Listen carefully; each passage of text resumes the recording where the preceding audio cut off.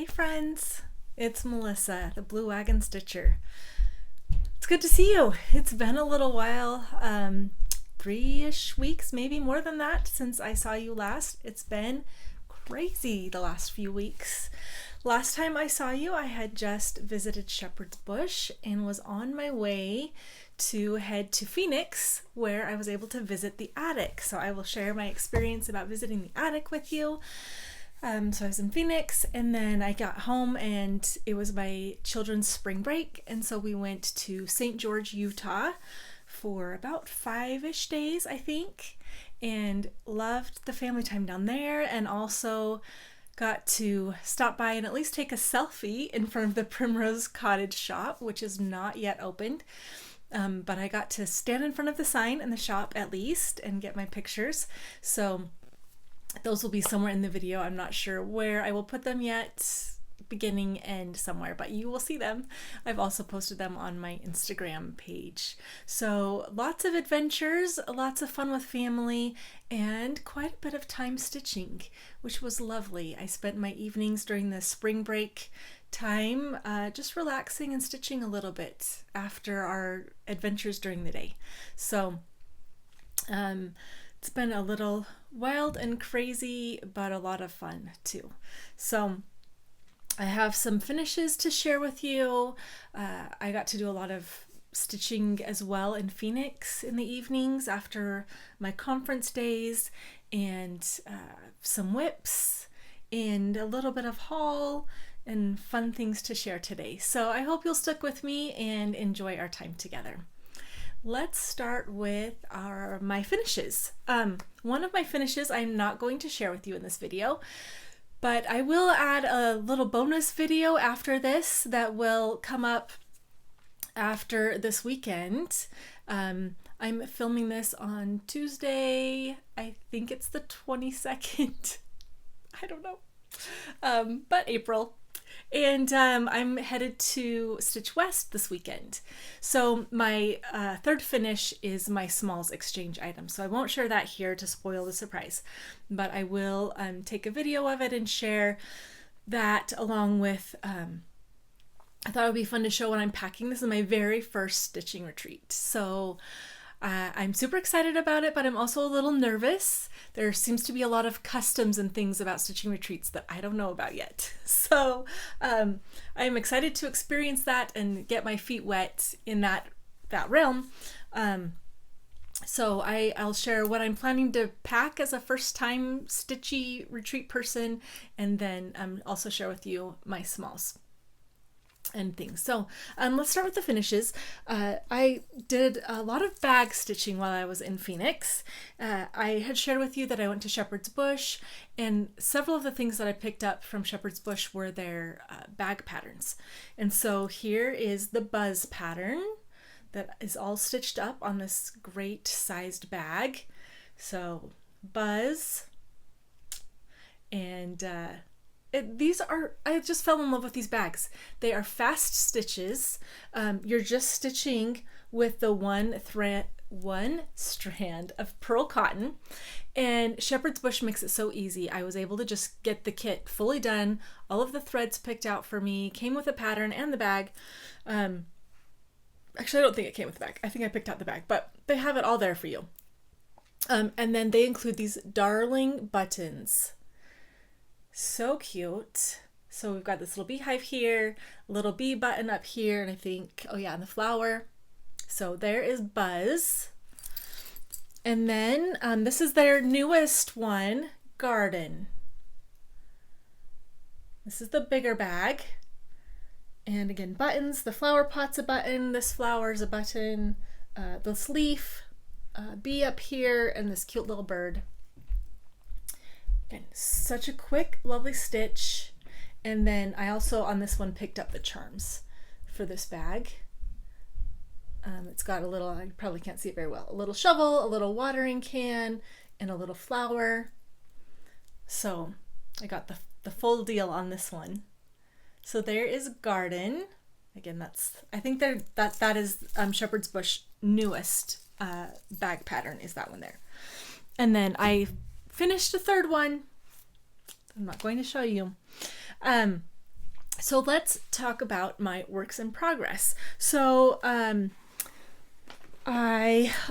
other thing that I did, well, I'll talk about, well, I'll just start there since I already mentioned it. Sorry, I'm reaching for my stitching, which is just a little out of reach here.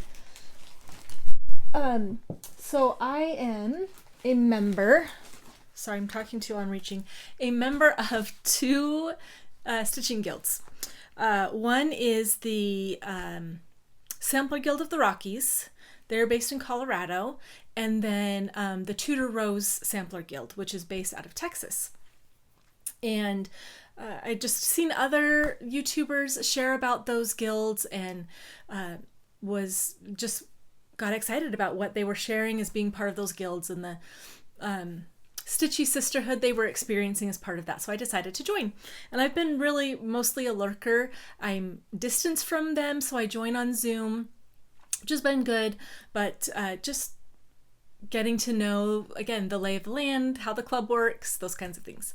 So, but I did participate in, and they have different names for all of their different events that I don't remember, but the Sampler Guild of the Rockies, I don't know if they call them symposiums or retreats or whatever, but they commissioned an exclusive from Shakespeare's Peddler, and Teresa Vanette did a sampler just for that group this year.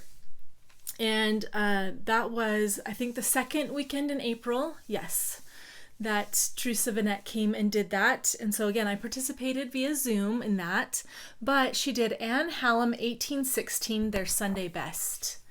And it is amazing. I just fell in love with this as soon as I opened it, got it in the mail, and then I had to keep it to myself until everyone else saw theirs. It's just lovely. This is exactly the kind of sampler that draws me in, and so I was so excited when I saw it. And so I started stitching on it during that event, and it was great. We got to hear from Teresa and share her experience in how she chooses the samplers that she finds, the reproductions, a little bit of her experience and how she goes about reproducing the patterns. And this is actually my very first reproduction sampler that I have started. And this is mostly what I stitched on during our spring break in St. George. And I have finished the border, and friends, it met up. So it's wrinkly. I just took it out of the frame, but I'll hold it closer, you can see. So the border is all done. It's got this lovely border, and it is consistent except for in the corners. So the corners I had to really pay attention to, but the rest I triple checked, and it worked out, and they met. And I didn't even have to frog anything. I overcounted a few times. I had to frog a few things, but not because they didn't meet up. They met up. And then I am generally a center starter. I like to make sure that I measure my fabric really well and then start in the center, so I'm not worried about where I start in the corner. So I did start in the center here, and the center was about this dividing line that divides the words from the motif at the bottom. So I started there with this dividing line and then worked my way up to the words and then out so I could get to the border. And that worked out really well. So there's my words. See if you can, I peek over the camera so you can see. There we go. So that's a pretty good start on my sampler, I feel like. So I've got the border, got the words, and I am just ready to rock and roll, and I am loving stitching it. It's been so fun, as you can see, because I've stitched a lot on it. So I spent most of my evenings in our St. George break doing that. Oh, here's the threads.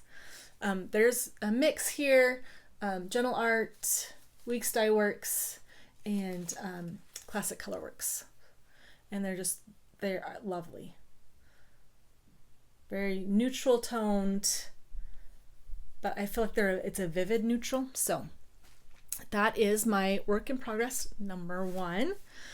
I tried stitching in the car, and folks, that is 40 count. Yeah, stitching in the car, especially on 40 count, was not a good friend of mine. And I have a much more difficult time, I'm wearing my contacts today, seeing close up when I'm wearing my contacts. And so again, that makes it difficult. So I pulled out some embroidery, and I should take it out of the hoop. That would be good. So here's the pattern, actually. Let's start with that. Again, I posted this on my Instagram, so if you follow me on Instagram, you might have already seen this. So this is a towel pattern for embroidery. It's by Bare Roots, and you can find her on Instagram, Bare Roots Designs. So I checked her out and followed her, finding her information, making sure that I really could find her. I actually found this in a quilt shop in Boise. I've mentioned this quilt shop before. The Quilting Crossing, I think it is. Quilt Crossing probably, in Boise. And they have a small section of embroidery, and this was there. So I picked it up, and they had the towel and everything. So I grabbed the towel, grabbed the pattern, and it says Farm Girl. And so here's my progress. I've got the Farm Girl wording done, my carrot, part of my tomato. I started on the flower there. And it's all just a simple backstitch. And so that was of a good size and a type of stitch that I could do in the car. So that's the work I did in the car right there. And let's see what's next. Oh, y'all, my Fox and Rabbit Sal. I'm struggling. I think it's beautiful. I love it. I just think I love my other projects a little bit more right now. So, here we are. We're at the end of April, and I have the boxes for each section done. So I can stitch in each section. So this was January, right here in the middle. February's the border around it. March was these long rectangle sections. And then April is the corners. And that's where we're at. So yeah, we've done a little bit. It will be eventual. And it's really, like, once you get into it, it's really not difficult stitching. I don't know why I've had a problem with it. I really am super excited about it. Part of it is I do wish a little bit that I had done one color. I love the colors that I've chosen, but that means I have to make choices about colors for each section, and that takes a lot of brain power, and it's hard. So I am using cottage garden threads on this project, and I did pick up, when I was in the attic, some new cottage garden threads. I'll just show them to you while I have it here. This one is Banksia. So the attic had several neutrals and greens, which is what I figured I would need for this project. This is lichen. Very variegated. Here's moth. But yeah, the browns and greens I thought would be perfect for this garden theme. And then I already had these from other projects. Got hearth here, a black. I've already used waterwill. Oh, here's wattle blossom. That was another one I picked up from the attic. Wattle blossom. So a bit of a tan yellow color. So cottage garden threads on my Fox and Rabbit stitch along. I've mentioned the stitch along before. If you're interested, it is totally free. Fox and Rabbit website. They do have a Facebook group for it. I love looking at the Facebook group. Folks post their works in progress on there, and a lot of fun inspiration. The embellishments they've made, or how they've changed the pattern, or just the colors they're using. Folks are doing some pretty amazing things. So Fox and Rabbit stitch along, or on their website, the patterns are free throughout the year. So each month they add a new pattern, part of the pattern, and add to it, and then the very last month you get the full pattern that you can download. But they're strict. when it's midnight Australia time, that pattern's gone and the new one pops up. So December 31st, better get it before then. So that's a lot of fun. But for some reason, I'm just having a hard time really stitching it. Okay, where's my strawberries go? Oh, they're right here next to me. I moved them all. It's getting to be, well, it's spring here. In Idaho, we're barely now getting into days that are in the 50s pretty consistently, so that's exciting. But I was feeling the summer, so I pulled out my berry basket. Now, Primrose Cottage recently released this pattern. It was in their Sip and Stitch box last year, which is when I got it. So I had started this last year and then put it away. I have finished, and I think I showed this before in maybe my first Flosstube as a fully finish, I think. But you can see it again. So I did the strawberry quilt, and that one's totally done. I just need to fully finish it. So that's all done, and then this berry basket was also there. And so I'll show you my progress on that. I pulled that out, and I am just filling in the bottom of the basket right now. My needle's sticking in there. Sorry about that. So filling in the basket, and then I've got all of the berry vines around it still to do. But that's been a fun summer stitch to pull out this week. And this is just, you can get these at Michael's. These are the Artist's Loft bags, and they're very inexpensive. So if you're not one to purchase the more expensive handmade quilted zipper bags, they are beautiful, and folks are very talented in making those. I've made some of my own, but these are great when you just need something extra real quick. I think they're $2 to $3 for those, and they work fantastic. And I think this is my last work in progress to show you. This is my Peace, Love, and Purpose Plum Street samplers.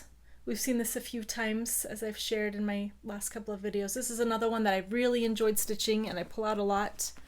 Again, instead of my Fox and Rabbit sampler. But we are making some excellent progress here. It is looking great. So I spent some good time on this as well toward the beginning of the month. So, good progress.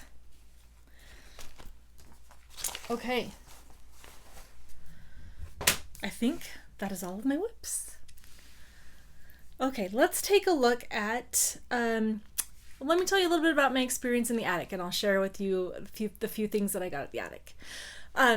It was lovely. It was not too far at all away from where we were staying. My conference for work was in the Tempe area, and the attic, I believe, is in Mesa. Very short distance away. So I was so lucky to be able to go. I could have stayed there for a very, very long time. But my colleague and I were dependent on each other for rides, so I dropped him off at ASU to wander campus there, and then I went to the attic. And we both spent time exploring, but I also needed to be cognizant of his time.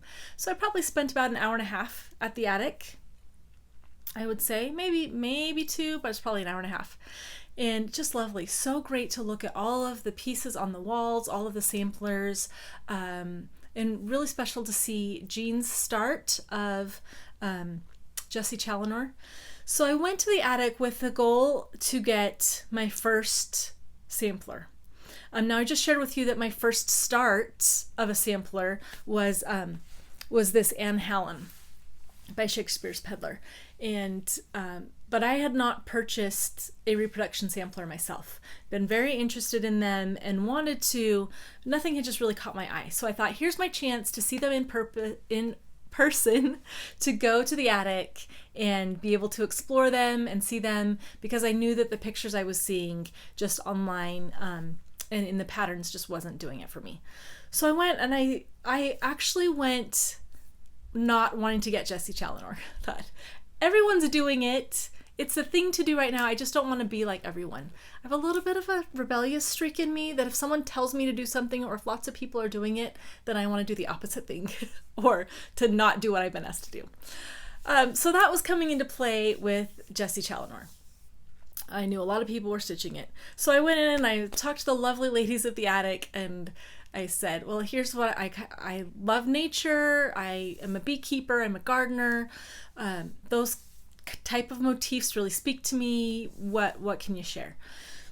And the great lady was just like, I don't know what to tell you. It really just has to speak to you. So why don't you take your time, look around the shop and see what you like. And she kind of mentioned Jessie, and I was like, well, I really am avoiding Jessie, actually. She's like, okay, I understand, just take a look around. So I did, and still nothing was catching my eye. I saw one that, again, by Hats, that had kind of caught my eye. I don't remember the name of it, I'll have to look it up. I took a picture of it so I could remember it for next time, but I held on to it for a minute and it just still wasn't right. And I thought, okay, I'm going to go look at Jessie Challenor. And I hadn't really to that point. So I went over and I saw Jean start. Jean Lee was the owner of the Attic and passed away recently. And she had started Jessie Challenor. And it was beautiful. To see the colors in person again just made such a difference. I was like, that's what I'm looking for. Why am I fighting it? So, lo and behold, oh, my paper bag. Sorry, it's going to be rustly a minute. Oh, yeah. Sorry, I'm going to dump all the things. We might cut that out. We'll see. See how rustly that is. Now they're on the floor, so I'm going to have to reach down and get them. But here we are. And when I said Hats, sorry, I didn't explain. Hands Across the Sea is the producer of many of these reproduction samplers and is the reproductioner of Jessie Challenor. So, sorry if you can hear my dogs barking. Here she is. And I had seen the pictures and I didn't love the bright colors. The bright colors were not me. And the muted colors look so drab. But folks, seeing the muted colors in person in Jean's start, I was like, okay, they're beautiful. I'm just gonna do Jessie. And it has all the things I love. The birds, the garden, the colors. I gave in to peer pressure. So here's my Jessie Challenor. I did not start it yet because I wanted to share it all with you in pristine condition. This is the 46 count Mason linen. They were out of 56 count, but to be honest, I don't know if that would have been for me. I probably would have done it if they'd had it just to try it out. But it probably was best they didn't. So this is 46. That will be the highest count linen that I have tried. 40 count thus far has been my highest. So there's that. And then, folks, here are the colors. Aren't they beautiful? It will also be my very first time using silks. I have not used silks to this point, so aren't they gorgeous? All curated and put together, and these are those neutrals, whites and grays. So to go with these and organize them, I have seen a lot of folks using these silicone ice cube trays to put their 103s in. So I thought I'd give it a try. Again, I didn't unpackage them because I wanted to wait and have you see them all in their package. But that will be my next adventure, and I will show them all to you packaged in my silicones. I've got 2 of them here. And my start next time that we see each other. So stitching with silks on Jessie Challenor. It'll be a new adventure, but I gave in to peer pressure. I don't know what to say. So my goal was reached. I got my reproduction sampler at the Attic. I also saw they had a beautiful, I don't know who stitched it, but it was an amazing stitch of, I think it's called The Mayflower by Plum Street. I'll have to look up the name exactly. They did not have any more of the patterns in stock, and I thought, okay, well, I've got plenty to work on. I don't need another one at the moment, but I added it to my wish list. It was beautiful. Again, to see it stitched in person, the colors, the stitching was gorgeous. So that, I think, will be my fall start. I think it's called The Mayflower by Plum Street. Beautiful sampler style piece. I picked up just a few more memento kind of things. Here's a lovely thread holder It says Attic Needlework on the front there. This is by Joseph Workshop. I'm presuming his website there is engraved on the back, but Attic Needlework, and I thought that was so fun and very useful. Totally could stick that in a bag. And then this keychain, again, it says Attic Needlework, where samplers rule on the front. And I grabbed some of this Beeswax Bliss Floss Conditioner by Noteworthy Needle. I had seen this, where did I see this? Was it at, I saw it somewhere recently and passed it up, and then I saw it again at the attic and thought, okay. And I have used this and love it. It really helps with I have a problem with my over-dyed threads getting knotted really easily, and I just do a pass of my threads through this, and I know there are different opinions about using conditioners for your floss, but it really helps and really reduced my frustration. So I think this is just beeswax. No additives, handmade, yep, 100% beeswax. And it's in this great little slide top container, and the beeswax just pops out. I just run my floss through it real quick once, and then I rub my fingers down it just to make sure the wax is smooth. And folks, I've loved it.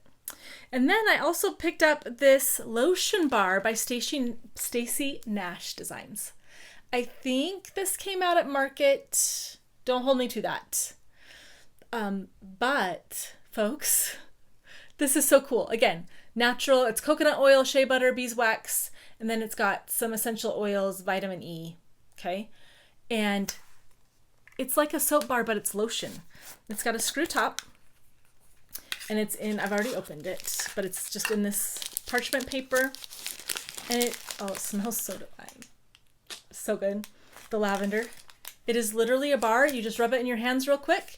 It doesn't leave a residue. I prefer it over my regular hand lotion now because I don't have that residue. I'm not rubbing it in. There's no excess. Super, super fantastic. So if you see that at your local shop, pick that up. I think there's probably a few cents to it. But so good. And the lavender smell is just divine. So there we go. That's what I picked up at the attic, and it was lovely. The ladies there are fantastic folks. They bent over backwards to get me the 100 threes. They had the Swaddle, and the sticker shock of that was a little much for this newbie to silks. I'm like, okay, I'm already spending nearly $40 just on the pattern. The linen was fantastic. The linen was only $20 because they cut it to size. But then the Swaddle is like a lot of money, folks. Silks are expensive. So the overdyed cottons have been a leap for me to go from DMC to the overdyeds and then to jump to silk. But I wanted to try them out and yeah. So when I suggested to the gal that was helping me out, I said, do you have any of the 103s? She's like, we are totally out, but let me track down managers and see what we can do. And folks, they went to the ends of the earth when I told her. She's like, well, you can just come back and we can ship it. And I was like, I know, but I came all the way here from Idaho. And I said, I'll just go with the Swaddle. If you can't find it, it's totally fine. I was willing to do that, but they did. They went to the back, dug one up for me, and they were so sweet and brought it out to me and let me purchase the set that they had. So thank you so much to the attic. The gals there are just amazing. Everything that you hear about them was lovely. So envious of those of you who can go to the attic regularly and those who've attended some of their events. Someday, it might be 20 years when I retire and can go to an event, but we'll see about that. Anyway, my visit to the attic was lovely. All right. The other things that I wanted to share, just that hopped in my cart, I got some overdyed threads. I just grabbed these from 123 Stitch to start stitching my market pieces. So I sorted the market items and some of the additional ones that I picked up at Shepherd's Bush a few weeks ago and picked like the 5 that I wanted to start first, and then went through and I love 1 2 3 Stitch for that you can just put them all in your cart and it's really quick and easy. So for that convenience, I got a little list of the ones that I want to start, and here they are. Now the real question, as all of you know, is to make sure to match them up and remember which ones go to which. I did set aside the patterns in a basket, so it should be okay, but we'll find out when I actually do that. All right, and then I got a little shipment from Primrose again at the beginning of April that I thought I'd share since we're sharing. It's been sitting in the box because I've been so busy. I haven't pulled any of them out or started them. Usually I get out the Primrose Cottage Free Stitch Friday and have that done pretty quick in the month. They're quick, good stitches, but again, April's been crazy and I have not even started my April Free Stitch Friday. Here's the kit for it. I love to get the kits for the Free Stitch Friday again because it's all together. They're fairly inexpensive. They come with the linen and the floss so you can get started right away. And I usually get their finishing packs for those as well. Again, all those same reasons. So I can get quick little finishes to go on my entry table where I put these kinds of things. So this was the April Free Stitch Friday kit. So that was in my box. I grabbed a light ash gray in a fat quarter. To be honest, I'm not totally sure why I got this. Let's see. Why did I get this? Oh, I know I got this. Because I got the Stitchers Trio pattern. And that, I think, is on this. I think. Maybe.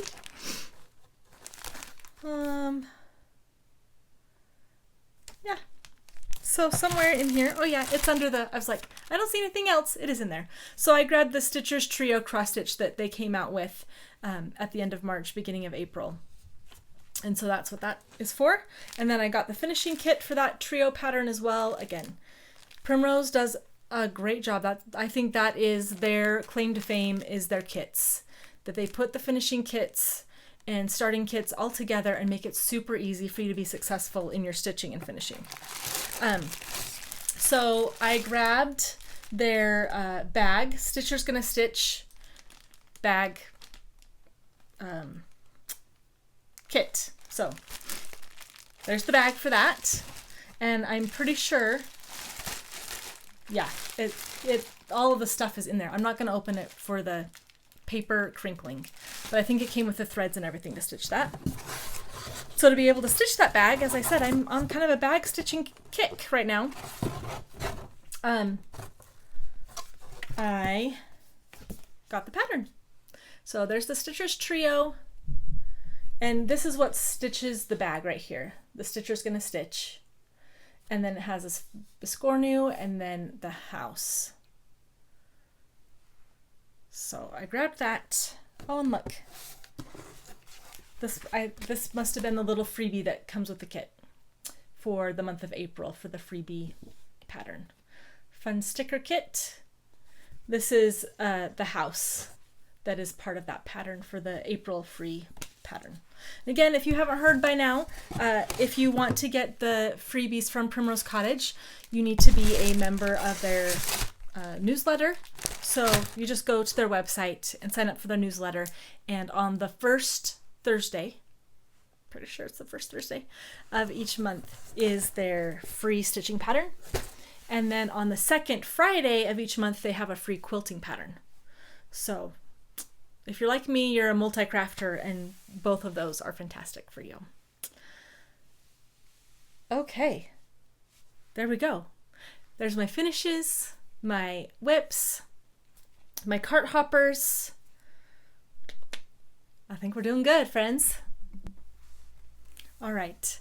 To wrap up, I thought I'd share with you 2 things that I picked up to take with me to Stitch West this weekend that I can share, that I'm hoping will make my stitching at a table easier. I usually stitch, again, if you go to my Instagram, you can see pictures of my stitchy area. My husband got me a few items this last Christmas to help make my stitching area just really nice and comfortable, and it is a recliner chair that I sit in. So I'm not used to sitting up and at a table to stitch. I'm usually laid back, holding my stitching in front of me, stitching So I had seen these book holders. This is a metal holder, and it folds up nice and flat to pack with you, and then it just unfolds. And it's got this little stand in the back here that you can flip up, so it'll hold it to whatever angle you need it at. And then, of course, if I was holding a full book, this would help keep the pages open, like for your recipe books and things like that. But you can, let's see, grab a paper here. I'll grab my Anhalum.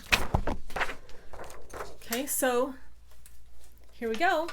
Set it here on your stand. Now your pattern's going to stand up, and I threw some magnets on here to help. And I've seen people use like their needle minders. I just happen to have a pack of these small magnets, so I just threw a couple on here for convenience. But now this can sit up at my table, so my pattern is upright for me to see. I do mix up where I stitch either with my iPad or my paper pattern. Mostly in fact, even for this one, I have stitched the pattern without needing to mark things off. But for a more intricate pattern, or for pattern that's stitched really tightly with color changes and things that I want to mark off, I will scan those into my iPad and just use, I can't remember the name of the app, but an app that just reads like PDFs, and just use that to mark off. I'll get the name of the app. But that's my one little find. These are available on Amazon. I will link them down below for you. And then it just folds back up nice and easy to take in my bag with me.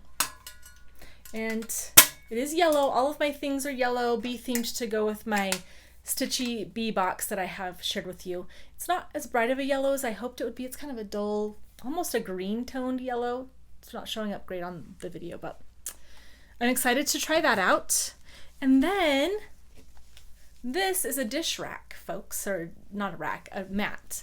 A dish drying mat. It's got the foam padding in there. I picked this up at Hobby Lobby. I walked by and I thought, well, there's a perfect stitchy mat. And I grabbed this. It kind of has the fabric is a little grippy. You know, you rub your hand across it and it just kind of has a little bit of a texture to it. Thought that's perfect. So if I drop my needle or drop my tools, they're not going to clatter on the table and fall and roll away. They'll land on this and hopefully stay on the table.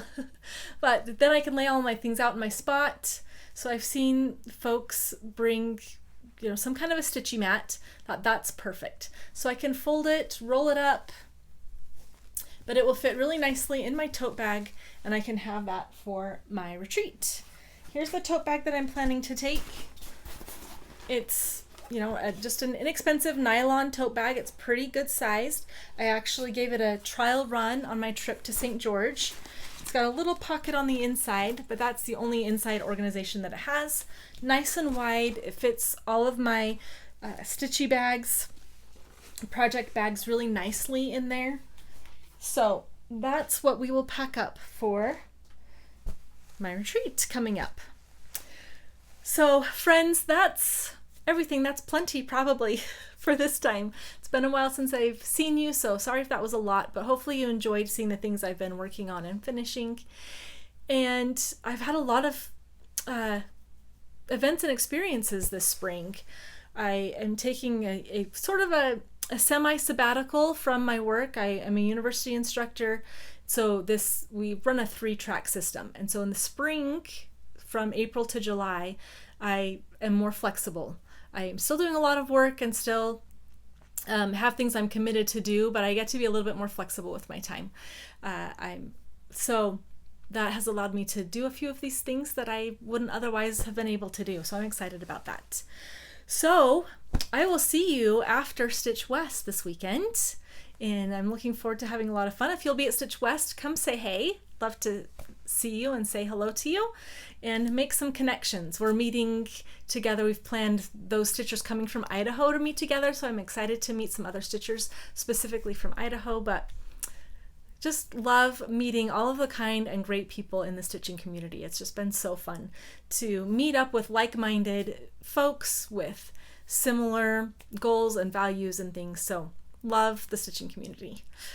So goodbye and adios, and we'll see you next time. Happy stitching.